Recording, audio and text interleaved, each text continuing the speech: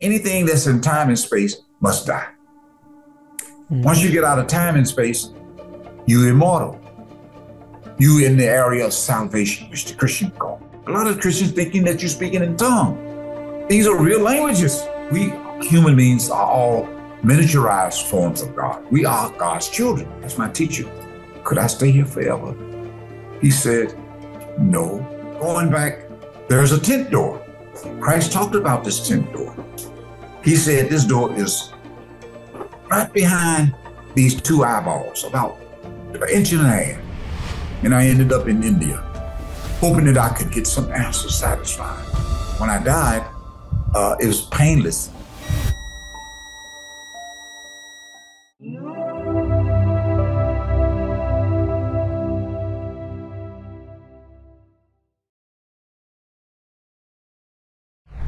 I'd like to welcome to the show Professor Brinson. How you doing, Professor Brinson? Thank you for asking me.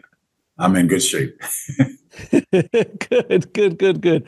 I'm really looking forward to our conversation. You've had not only a interesting life, to say the least, but your near-death experience that you had. What happened when you went to the other side is pretty remarkable. But before we jump into that world, what was your life like before you had your near-death experience? Oh, I was born in a family of 8 children with a mother and father. And we were kind of very poor. I was born into Montgomery, Alabama, the civil rights state in which Dr. King protested and tried to get liberty and freedom for his people. At the early age of about 5, my father was laid off from his job. He was a candy maker in a factory. And that created problems for my mother. Before then, he made enough money at about $1 an hour at that time he saved up. He was a good saver. And he saved enough money to buy a house. So he bought this house. It had only 2 bedrooms, and he was very proud of it before he got laid off. So when he was laid off, he had enough money where he traveled to Chicago, and he left my mother with about $250 for her to take care of the children. And it was difficult for her at that time without him being there.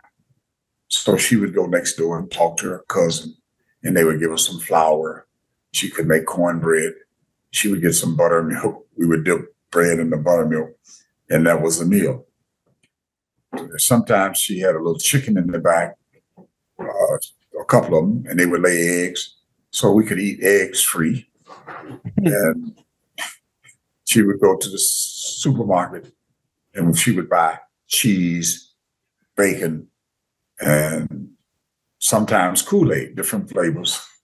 Yeah. So, Professor, let me ask you though: were you raised religious?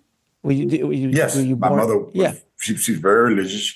She took me to Baptist church, and I was 5 years old, and she would never miss a Sunday, and she would take a dime or 50 or a quarter and put it in church, and she would give us 2 or 3 pennies, so everybody got in the practice of putting money in church. When my father moved up north, he moved to Chicago, and he stayed with his first cousin, and they allowed him to stay free until he could get a job. So it took him about 5 months to get a job, and he lived on West Washington Street. I know the exact address. I still remember it. And things started improving. So he sent for all of us, and he rented out his house that he had bought, because unemployment was difficult for Black people at that time to get jobs. And as time went on, we registered in school. And as I grew up with my family and I became 12, I decided to get a paper route. But before then, I was in the South. I used to pick cotton with my family, and they would pay us $2 a pound. And for 50 pounds, we would make $1. And my sister, she was very clever. She would sometimes put a couple of bricks in the bottom of the bag. She said, you don't put too many. You got to come up, because You don't want them to discover it. Wow. So we would make about $8 a week, and my mother would take $5 and give us. No, she would take $6, and she would give us a few dollars to split with each other. We were very happy because we never had any water to drink in the house. There was no plumbing equipment. My father, being a carpenter, he built a tub, and we would pour water in it and take a bath, and we would take it out and throw it in the yard. There was an outhouse in which, if we had to do number 2, we would go out there. And I was afraid at 5 because it was about 12 feet deep. And if you fall in there, it would be a miserable experience. And they used to tell me there were children who fell in. So as time went on in the North, I worked the paper route, and I made $10 a week delivering 100 papers. So I was happy to buy me some gym shoes and some other clothes. Nice. Took a little pressure off my mother. And I loved playing sports. Baseball was my greatest sport. But basketball, I loved it even greater. So after graduating from elementary school, I went to high school. I graduated early because I went during the summertime. And immediately after graduating, I went to Chicago Teachers College. And after graduating even earlier there, within 3 years, I immediately got a job and took a little pressure off of my mother and father. That's beautiful. But during that summer month, I believe it was 1960, it was early in the 70s, my brother got killed. He was murdered by a black person. And my parents were at the hospital. My sister got in touch with me and said, "You need to come here right away." I said, "What happened?" She said, "Just come here." And she was crying. "You need to come." So I had a car at that time. I drove to the hospital on the south side, and they were all in the morgue. Everybody was crying. A lot of tears. I started crying. And I started getting depressed at that time. I'm looking at my brother. He had been shot twice in the face and a couple of times in the chest. And he didn't have a gun. He just was going into a house. And this man had 3 children. And my brother had got there. He wasn't there, the man. So he went to get some beer for the girl that he wanted to date. So when he returned, the fellow was there. They got into an argument, and he pulled out a gun and shot him immediately. And then all of the kids of his ran upstairs. His ex-wife ran upstairs, and he shot at them. He missed her, but he hit a child in the arm. The child survived. So she called the police. They came. They arrested him, and he went to jail. But my mother got a lawyer, and they wanted to make sure he would stay in jail. So after a year, he had a lawyer, and he had claimed self-defense, and he was let free. We felt there was no justice. I mean, they caught him. My brother didn't have a gun. But black on black crime, you can easily get away than white on black crime. It's easy in America, even today. So what happened, I became extremely depressed. Question marks started flowing every night in my head. I couldn't get rid of them. I started asking questions. God, are you real? Do you exist? Is there justice? So after being depressed, I was extremely curious all the time. So I went on a trip, several trips. I went through Canada, asking questions of some people in churches and synagogues. I went to the Netherlands, Switzerland. I went to Germany, France, England. I went to the Middle East. I went to Hong Kong, Japan, and I ended up in India, hoping that I could get some answers satisfied. And by a strange coincidence, I met a gentleman. He was much more intelligent than me, highly educated, had graduated from Harvard University. Even though he was an Indian, he had won a fellowship. And he majored in international law and business. And he told me a story after I got to know him well. He said when he was at the university, many of the professors would gather around him and ask him questions.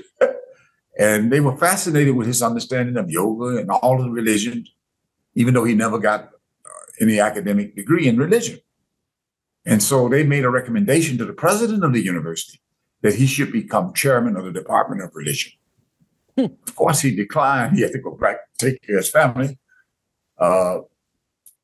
And so after I met him, he gave me a lot of gifts.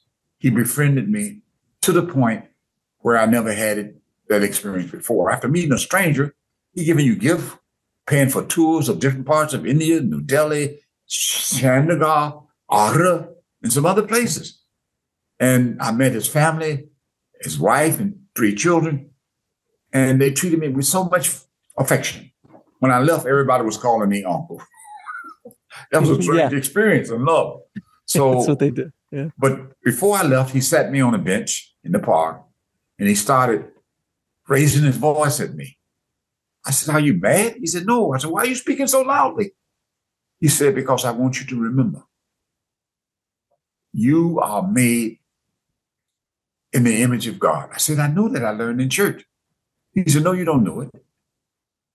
He said, "This human body is constructed in such a way that every human being can actually get out of the body without pain, go into the higher region, have a conversation with God, and then go back down and get in the body and go to work tomorrow."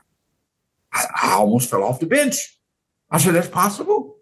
He said, "Yes. My teacher taught me how to do that." And I made a little progress, he said, because he was humble, okay?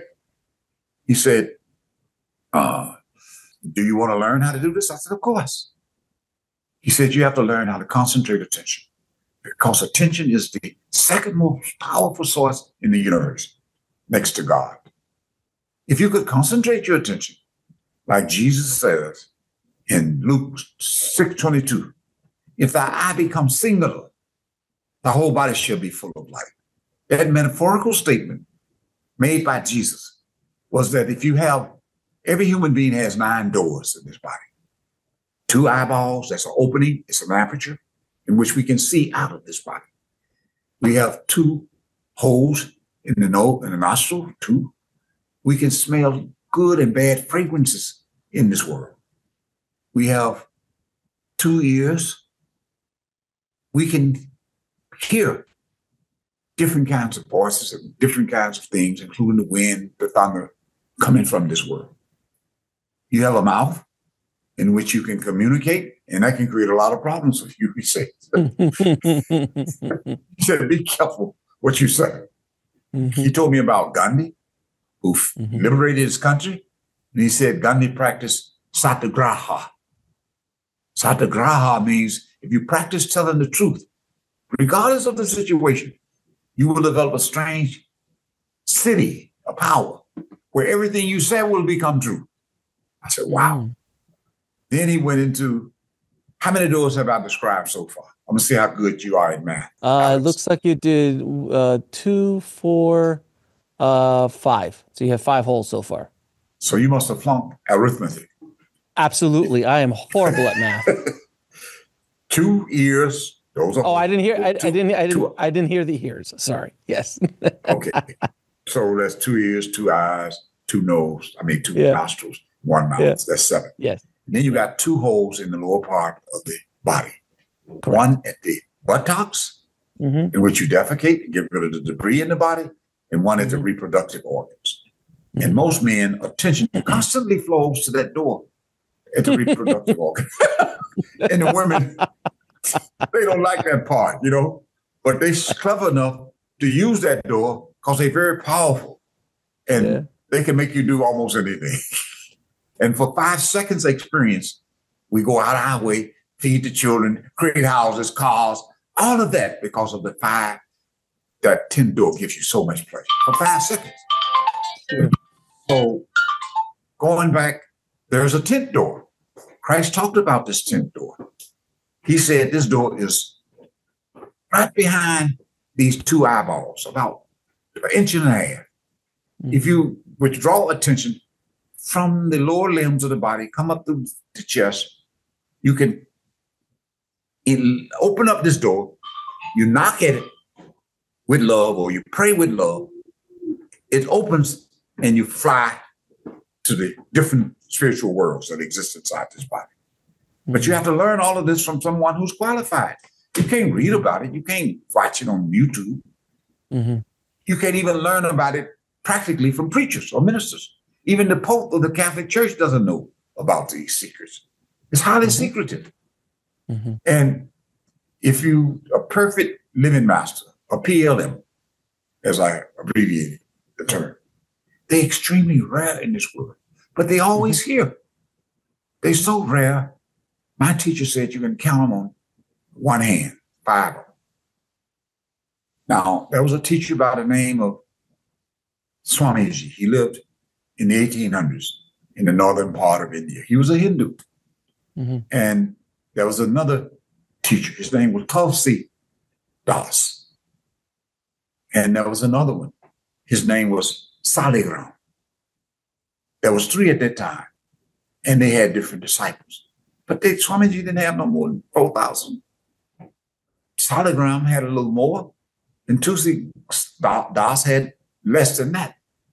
These spiritual teachers will come here, even if there is one disciple looking for them. They don't care about numbers. They come from that high region to pursue those disciples who are extremely desirous and fanatical about finding God. There are 3 levels of seeking. 1, most people are mediocre. But even if you seek at the mediocre level, the least you'll get is religion. If you seek intensely, you get to go to bookstores and read about other religions. You start breaking free from some of the religions. If you get intensely seeking, you will meet a teacher. And it can be a yogi. It can be someone who teaches you how to go to the astral plane.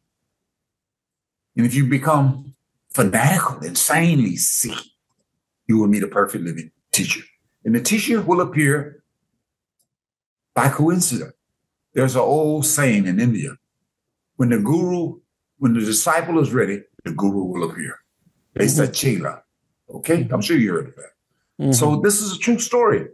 I happened to win a $1 trillion lottery ticket by meeting this individual. I called it money cost $1 trillion. It's actually a currency that when you get out of the physical body and go into the astral plane, the currency of $1 trillion is the concentration of your attention. And with that attention, you can go very far up in the astral plane. And if you have a perfect living teacher, he can take you even higher. He can take you all the way back to the Creator. So, in essence, let me get to my clinical death experience. You want me to do that? Yeah, please. Okay, when I had the experience of clinically dying in Chicago in 2019, my wife. How old were you? I was, let me think. I was about 75, 76, something like that. Okay. Fair enough. And when I died, it was painless because when I was in the hospital, I got into an argument with my wife. You know how wives are. You've been with them for a long time. I mean, I my wife is perfect, sir. I don't know what you're talking about. Nothing that she says is ever wrong. And I'm the project, sir. I am the project that they're constantly being worked on. She was perfect out of the womb. I'm the one that I need to be obviously worked on through my entire life. Well, you similar to me, so I don't have to go too much into that. We smell our own, sir. Well, I'm not going to let my wife watch this. So I'm going to be in detail. I said what I said because my wife might watch this. So, well, anyway, how long you been married? 20 years. I've been married twice as long and more so than you. So I have a little bit more freedom with her. But oh yeah, you're not going anywhere. She's not going anywhere at this point. Right.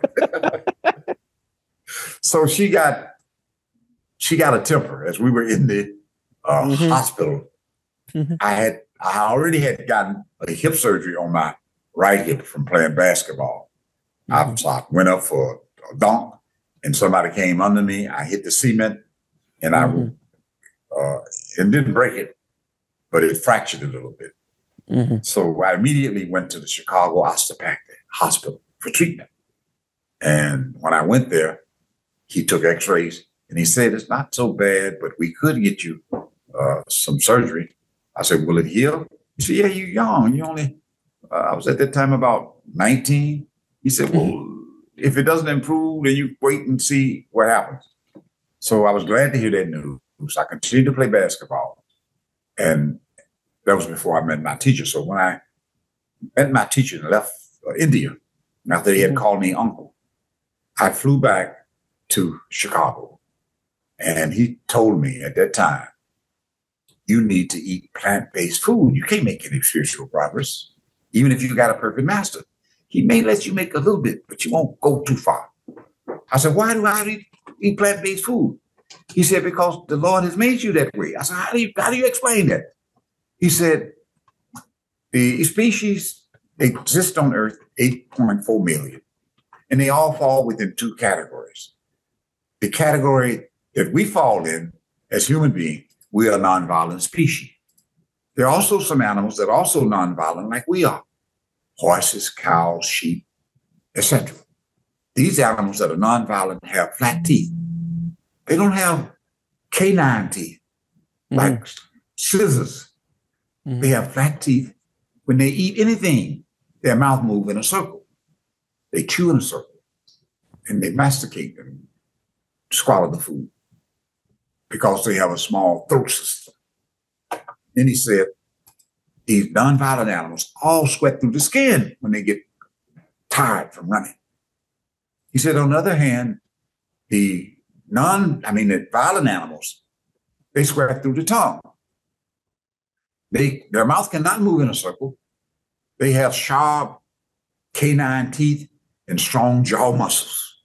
They can sneak up on an animal and they normally grab it by the throat and they kill it, and then they start like a butcher slicing it and getting huge chunks. And they chew it a little bit and swallow it because they have a large gullet system, a large throat. And they have 2,000% more hydrochloric acid than the nonviolent animals. So what happened when I came to Chicago, let me just go back to the death. When I had this experience, I was in the hospital. My wife put me in a wheelchair and she took me up to the 4th floor to meet and have the colonoscopist do his thing. But before we got up to the 4th floor, we got into an argument. And I said, look, I told you I didn't need a colonoscopist operation. I've been eating plant-based food for nearly 50 years. My veins, my arteries are as pure as the snow. She raised her hand like she was going to slap me. Keep your, I won't say the words, mouth closed. You're going to go through this. I don't care what you say. So as I go through that door to see the colonoscopist, I became very quiet and I didn't say anything. I noiselessly and painlessly left the body. And my teacher was right there, as he had promised. Nobody could see us. I immediately tried to stop them from cutting off my expensive jacket. And my hands went through their body, just like in the movie Ghost, with Patrick Swayze and Demi Moore. I tried to talk. He said, they can't hear you. You in a ghost body, they can't hear you. Let's get out of this place. So before we start flying through the roof, I said, I wanted to see the sun. He said, why do you want to see it? You see it every day. I said, no, I like to see it up close. So he said, okay. We flew to the sun in less than a fraction of an nanosecond. You can fly faster than the speed of light. We were there in less than a second. And so when we got there, I looked at the sun, and it was nothing but a huge ball of fire, nuclear explosion, atomic explosion, gases. But I couldn't hear too much. He toned down the explosion. Obviously, didn't experience any heat. And he said, why are you so fascinated? let's leave this boring place and let's go to the heavens. So as we traveled upward through a tunnel, I ended up knowing people, seeing some of them that I had known for centuries. And many of them didn't know me, but some of them knew me. And then they asked me a question. They said, "Oh, we recognize you. Are you from America?" I said, "Yes." "What state you live in?" I said, "Chicago." "What's your phone number?" I gave it to them, knowing that they would go through this valley or this river of forgetfulness and take birth. I knew they would do that. So as they got into the body, became human, every human being, when they take birth, I said, not all of them, but a few, but most human beings develop what I call spiritual Alzheimer. They don't recall anything. They do recall. Alzheimer to most people mean, I've seen this before, I've done that before, I can't recall. And that comes occasionally in some people's lives. The Lord has put that in the consciousness of people for them to figure it out. But if you go deep into trying to understand it, you have lived before. You have been in this world before. Millions of times, ever since its creation started. We know that this universe, the physical universe, is, they estimate it to be 13 billion years, but it's much older than that. So as we travel through these different species, because we have an opportunity to learn by being in a different species. If you a philanderer, you can be born a swan. Swan do never cheat on, they never get married, they never cheat again on their life, even if the mate dies. If you are, that's considered devotion, right? You learn devotion. A bumblebee, the queen is taken care of. She doesn't have to do anything. All of the other bees will protect her with their lives. If you ever see National Geographic movie, especially if you want to see The Quiet Earth, that movie goes into detail on all of these insects, other species, especially the insect. They give up their life for the queen. That's what God wants you to do. Okay. So by traveling through these species, you learn lessons. You may have to go many times to learn these lessons. And when you become a human being, you got devotion for your family. You don't know where it comes from. You devote it to your wife, even if she cheats on you. You don't know why. You just become a couch potato and watch TV. So devotion is a quality. And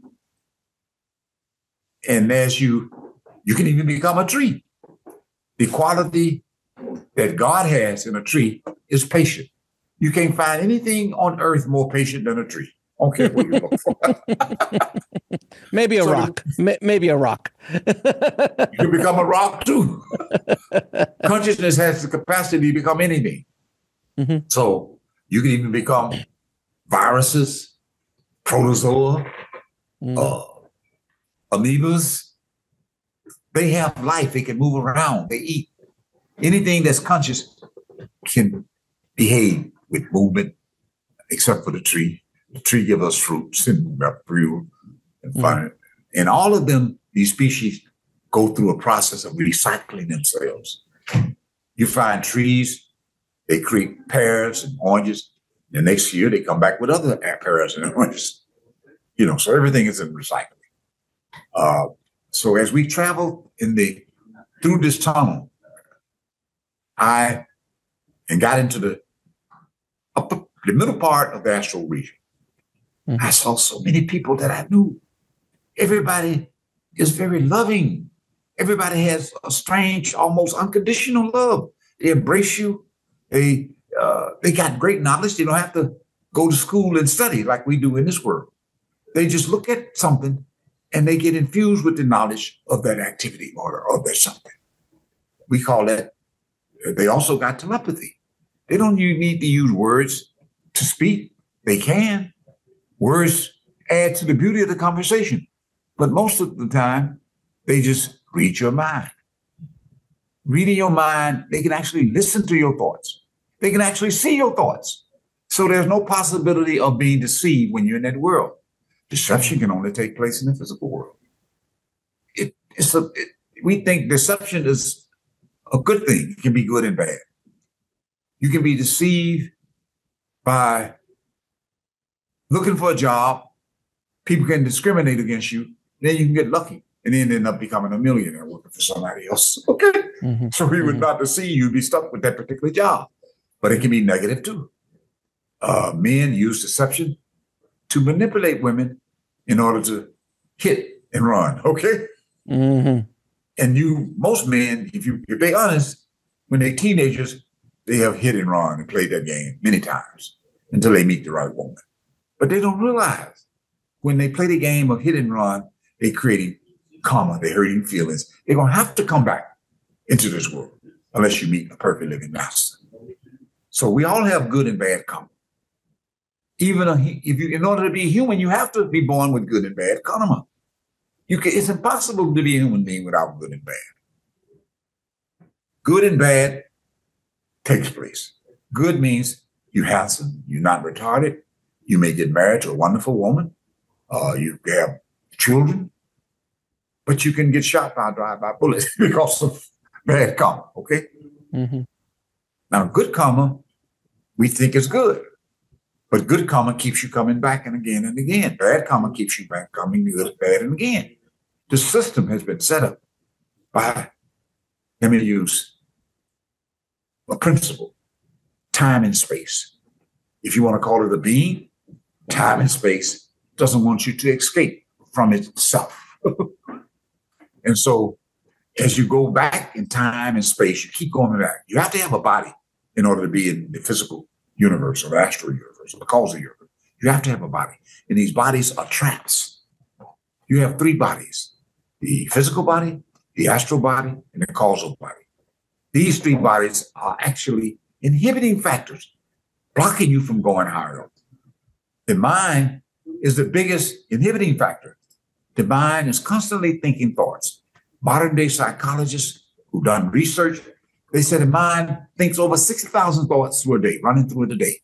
And when people meditate, if you ever sat in meditation and you're quiet, this mind is running all over the place. It can go back to a child swimming, being in high school. It does not stop. You cannot control it no matter what you do. So the only control you say, let me go to sleep, right? We fall asleep. And then we create another body, which we tend to think is us. We fall from the sixth floor, which is the sixth floor of this body, and we fall to the fifth floor, which is in this area. And we always get into that floor, and three things happen to us. We become hazier and hazier, fainter and fainter, and we fall to the fifth floor. When we fall, we immediately create a world which looks just like this world. I don't know if you read The Holographic Universe by Michael Tablat. He talks about the hologram. Yeah. It's a very good book. But anyway, he said, as we fall into this floor, we immediately create a world that looks like this world. It looks as real as this world. And we see airplanes in the sky, helicopters. We see people in the street. We see a lady wheeling a newborn grandbaby down the road. You see an old man at the top of a new building asking for bricks from the younger man below. That process is actually creating time. Old, new, right? We also can go into a bank and try to rob the bank, and the police will capture us, put us in handcuffs, and we go to a judge and we're sentenced. Just like in this world. You can eat food, go into McDonald's, that's there, or Burger King, order a hamburger or a Big Mac. It tastes exactly like the food in this world, except that the texture and the quality is slightly different. So you're talking about being in the other side. I'm talking about being in his throat, dreaming. Dreaming. Oh, of course, dreaming. Got it. Yes. So when you're being basically toured around by your master, teacher. He took me into the astral plane, and he gave me a huge tour of the astral world. We met so many intelligent beings. There were scientists working on projects, such as Dr. Carver did. He came up with over 400 different discoveries and invention from just the study of the sweet potato plant and the peanut plant. He invented even rubber from these two plants. And Henry Ford, who was a vegetarian, both of them were vegetarian, he wanted to have Carver work in his plant. And he offered Carver 6 figures.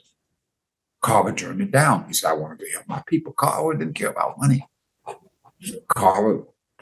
Ford wanted to get those tires cheap. Okay. So anyway, so as we go into the astral part got partial astral records, Akashic records.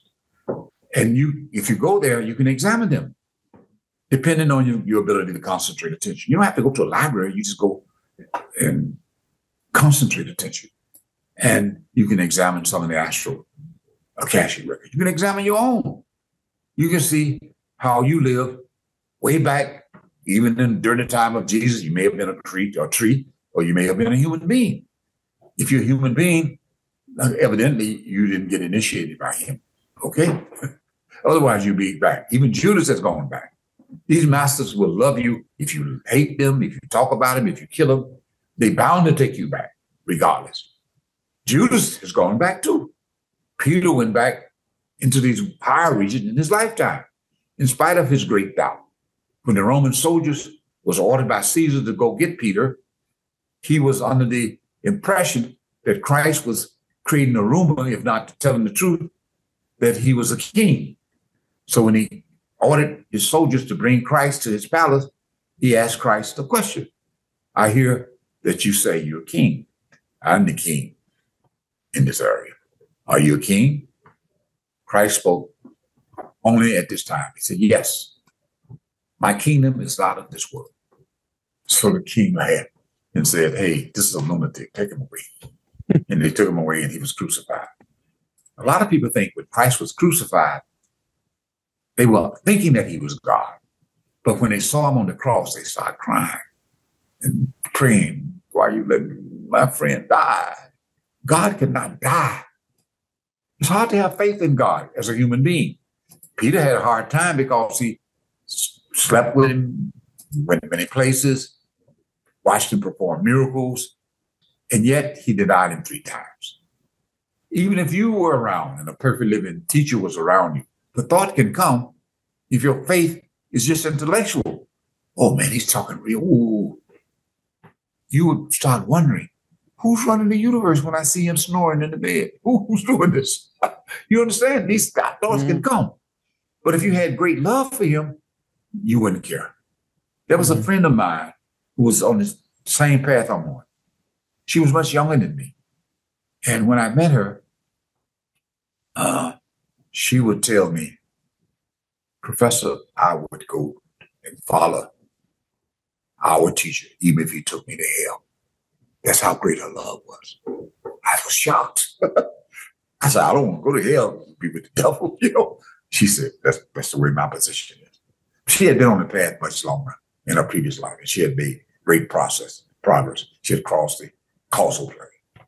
Anyway, after I went into the astral world, they got all kinds of planetary systems, huge world. If you were to compare that world with this world and this universe would appear like a quarter.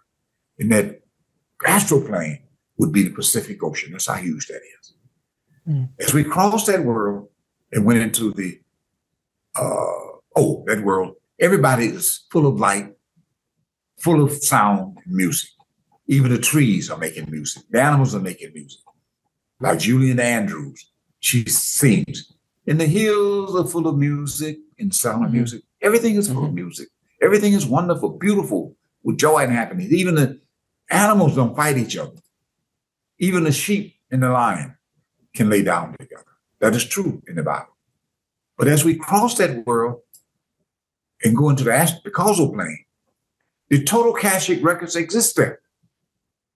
The totality of all species you can become. If you go far enough in the astral plane, you start having the false feeling that I am a God. That's how dangerous it is without a teacher. Because you can do almost everything that God does. You can create, you can control the destiny of everybody. You can project time and space. You can do everything that God does. So the Indian people got a book. And in that book, it talks about going to Brahma, which is the causal plane. That's where time and space exist. And they think that's God. That's a false God. It's a counterfeit God. The president of that world. That president only can live in that world for so much time. Anything that's in time and space must die. Mm-hmm. Once you get out of time and space, you're immortal. You're in the area of salvation, which the Christian call. You don't have to reincarnate. That space in the causal plane is much huger than the astral world. It's like a silver dollar in the astral world. I mean, the causal astral world, the causal world would be twice as big as the Pacific Ocean and the Atlantic Ocean put together. That world is huge, gigantic. All of the karma exists in that world. And that president of that world controlled everything. Therefore, he or it thinks God. It can't get out of that view. If you could say something and something can happen, if you can do everything in this world, something can happen. People think they prophets. They say, I got these miraculous power. So as we cross that world in a flash of a second, we end up he took me to the Dashwinda, that's the Indian term. That's the plane of salvation. And in that salvation, tremendous love, enormous love, unconditional love is flowing from the master to you. And you get infected with this. You become unconditionally and fanatically loving him as a friend. The master befriended you on earth, and that friendship lasts all the way up, but it becomes extremely intense in the Dashwinda salvation area. And you jump in with joy.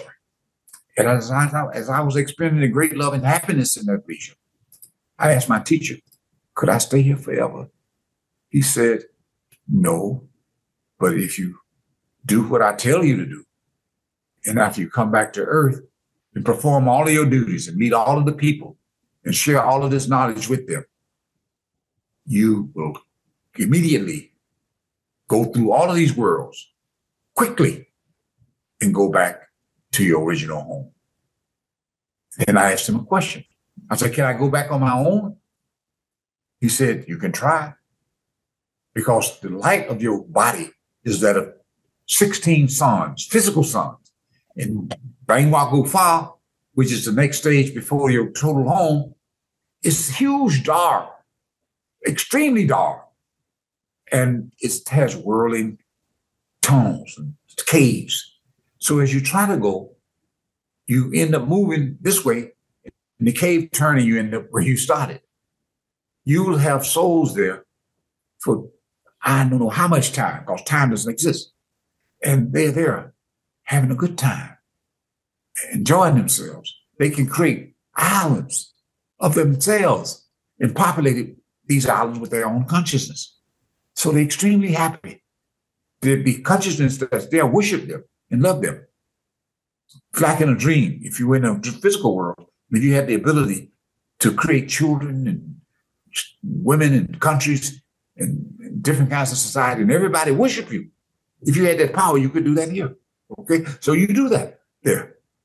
And my teacher said, sometimes when I take different souls through this world, I have to hide and duck them, because they'll come to me and ask me if they can come back to earth.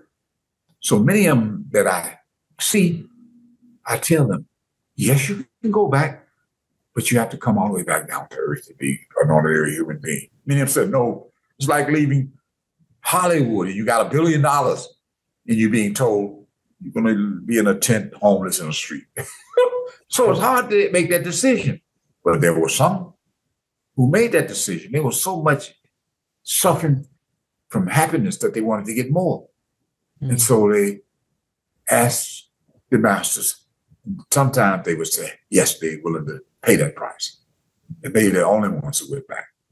So if you want to know how we came back and why we came back to this world, there were uncountable amount of souls. You can't even count them, because on a pen, there are millions of souls on a pen of a needle. They can shrink and they can grow as big as an elephant or big as the universe. These souls that are there, uncountable numbers, many of them said they wanted to come back to the spiritual fun towns and Disney World, which are these regions, because they had wonderful experiences here. And they wanted to come back, but only a few. It was estimated by these perfect living masters, only 10% of the souls asked God at that time before they left. If we get frustrated and we don't like these regions, how do we get out? The Lord laughed and said, I myself will come and get you. You don't have to, I won't send an angel. I won't send any preachers. I won't send anybody. I myself will come and get you as a human being. Like Christ said, I and the Father one. Nobody can go back to the Father except through me. We all the sons of God. In the Bible, in Psalms 86 chapter, the second verse, ye are all gods. The Bible is full of these statements, but we don't understand them. We human beings are all miniaturized forms of God. We are God's children. We made of the same spiritual stuff that he's made of. But we have to meet a spiritual teacher in order for him to fertilize us, to cultivate us, to associate with us, to teach us how to meditate, and then we can become God. So I don't think I left out anything else, but those souls that said they wanted to come back, the teacher, the PLM, said he will personally come back, and they'll become his friend. They'll fall in love with him as a human being, and he will take them back as quickly as possible. You have any other questions you want? Yes, Professor. So when you were on the other side, was the teacher that was guiding you through this experience, was he deceased already, or he was not? No, he was alive. Yes, he was alive on earth, working in the office. So when I left that world, I came back and I saw him, and we were friends. We were buddies. Did you have a conversation? Yeah, he had a conversation about what happened. I said, I couldn't remember everything, but some memory was there. I said, why didn't you let me go all the way back? He said, I told you can't go back. He was laughing. He said, you have to do your duty. You're going to have so many people to meet and share this knowledge with. And may I ask you, or may I say to you, Alex, that you and many others have brought me back. I don't know if to curse you or to bless you. You brought me back. But anyway, not to be facetious, I came back, I enjoyed him, and then in 2019, that's when I died. And he died in 2020, in December, from COVID. And he created one big problem, which I had told him before he died. I said, you gave me a problem. He said, what is that? You gave me the only problem that I got. You're giving me too much happiness. I don't know what to do. And maybe, Alex, you can tell me what to do to get rid of this happiness. You can help me solve it. I have no idea what you could do, my friend. That's something I don't have any idea. But maybe you can help me in this area, because I know you've been on YouTube, and some of my followers, and they told me to go on YouTube. Tell me where I can find somebody on YouTube who talks about causal plane, Dashwin Da, salvation, going back to the ultimate creator, and how this creation got started and why. If you can tell me, I can tell. Yeah, you just have to watch this show. We talk about that kind of stuff all the time. Okay, I have yogis on the show. I have mystics. I have swamis. I have scientists. I have every walk of life.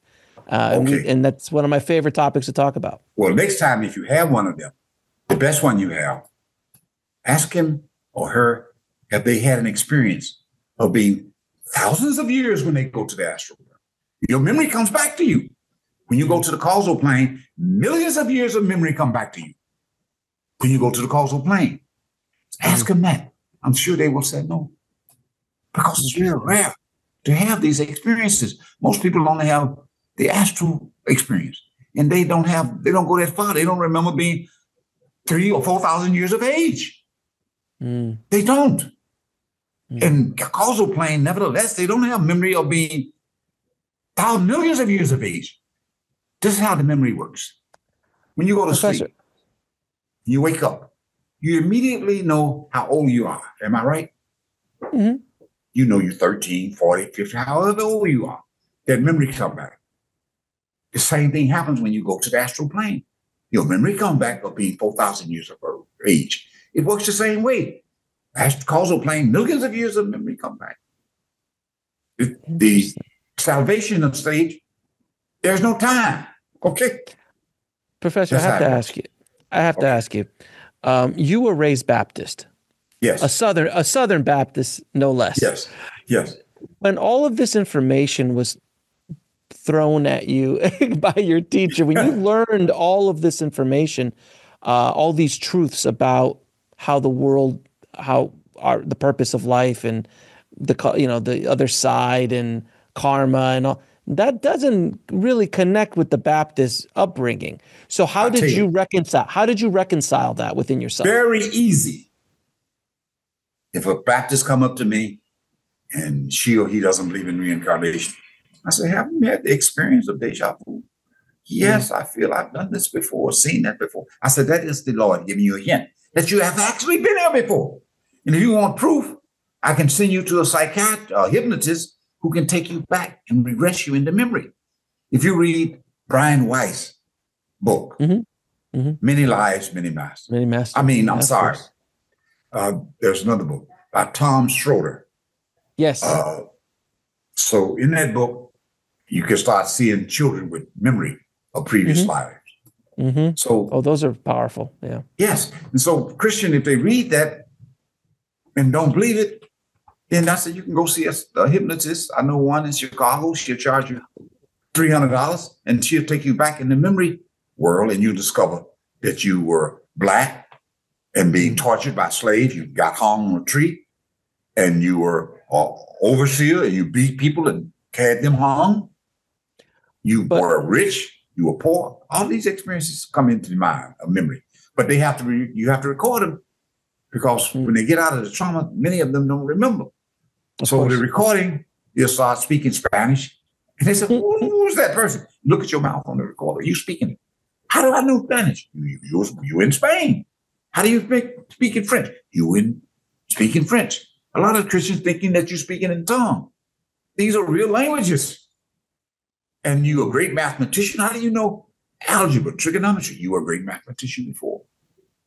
All of these memories come back. And the Christian...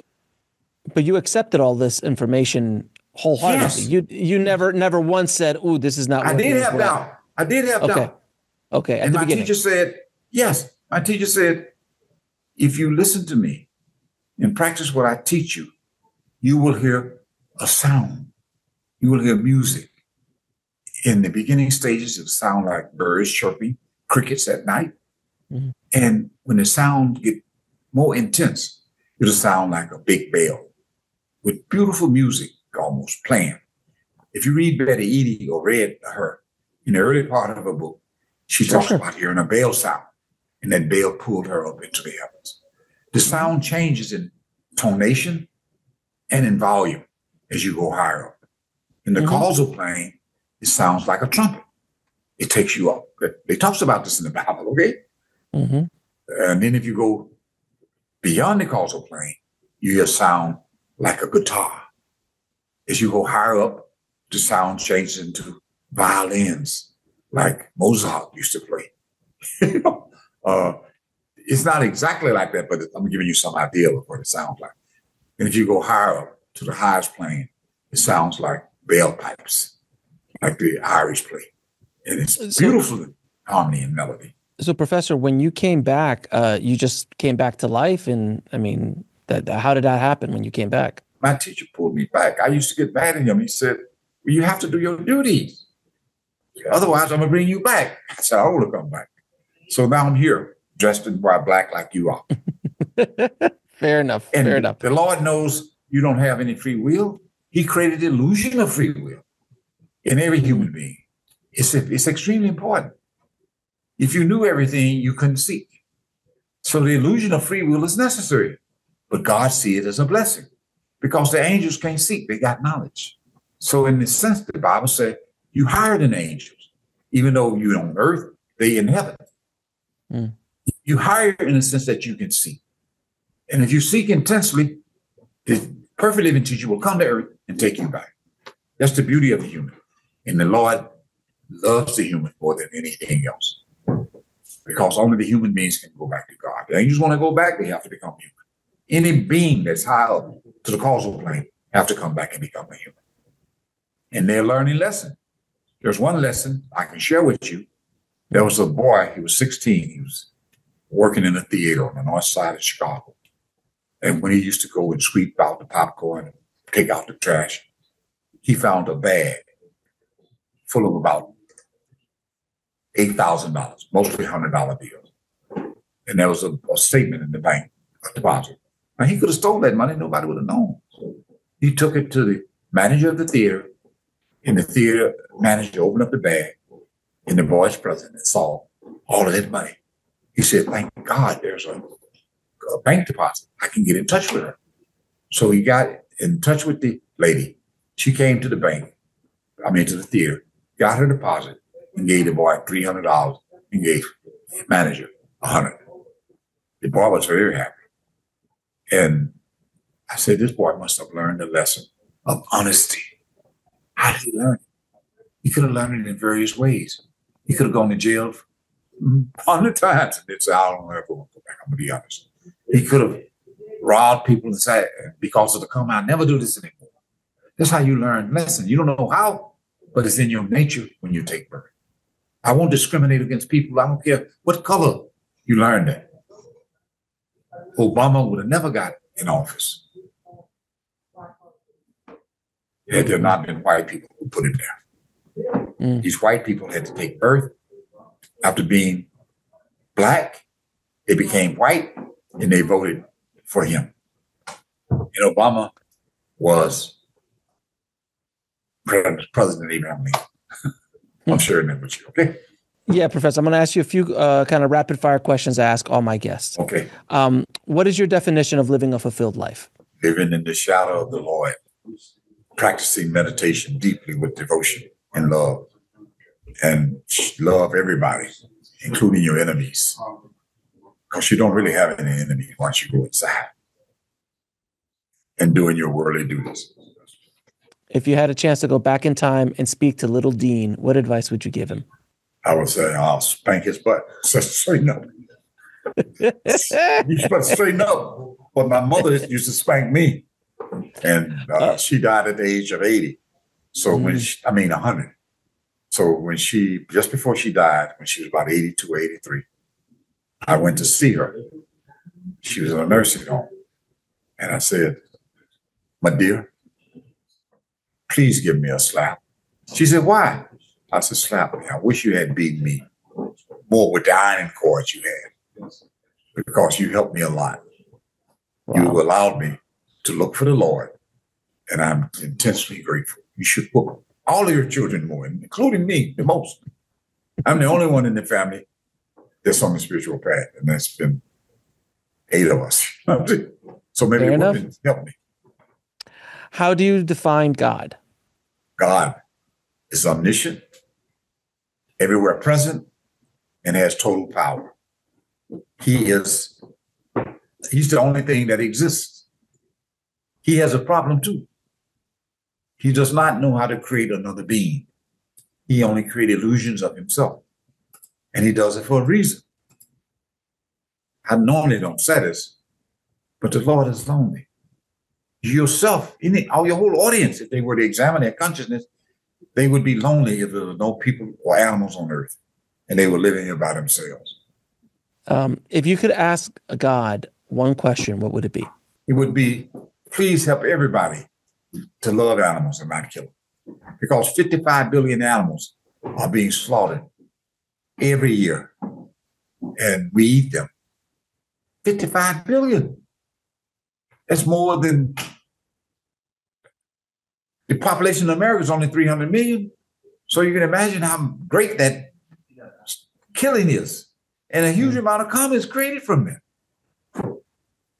You know, in your heart, every human being, if you were to ask anybody, if they're driving an automobile and they're moving down the road, and if a squirrel or a chicken runs in front of their car and they're surprised and shocked, they automatically will squirm and stop. That's that nonviolent pulsation operating in the body, which makes us do this when we don't think. Okay? So I would ask God to help the animals. Fair enough. Where can people find out more about you and the work that you're doing in the world? They can go to my website. I have a lot of lectures on this particular thing. iseek.org. Okay. And sometimes we have meetings and lectures in Chicago, and sometimes they're huge, where hundreds of people attend, and we don't charge anything because my teachers say, make everything free. But when they come, we arrange for them to be catered to by a healthy, plant-based dish.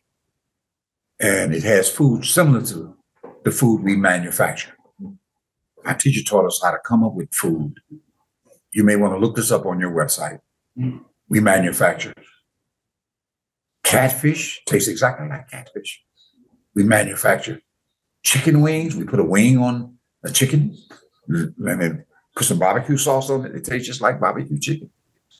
We make hot dogs. It tastes just like Chicago hot dogs. You can't tell the difference. We make eggs. They're frozen. Taste exactly like eggs. They already been sauteed. You just put them in the skillet for a little while until they thaw out. And you don't have to add any sauce or seasoning. You can, but you don't. You put them on a sandwich with some cheese, you can take them to the lunch. We coming up with tuna salad. We're trying to come up with all kinds of food to make it easier for people to make the transition. My teacher said, God is doing that. He wants people to become merciful and kind, not to kill these animals, because if somebody were to cut their ear off and fry it, as a child, he would eat it too and go into a restaurant, say, give me some barbecue here and put some ketchup on it. As a child, we don't know any better, okay?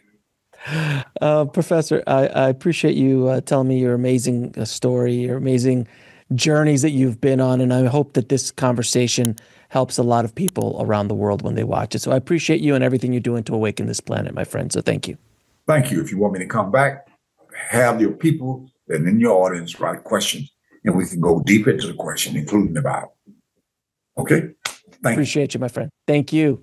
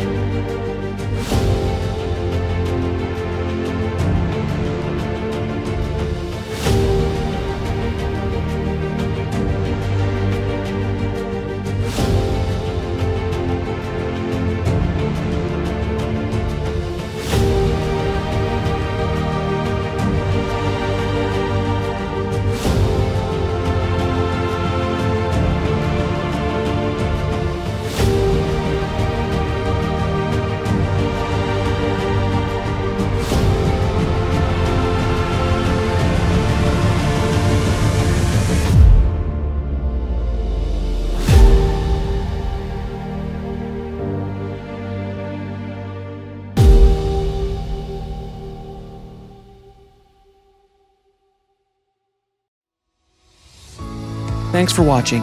Click on one of the videos below to continue your journey, and don't forget to subscribe.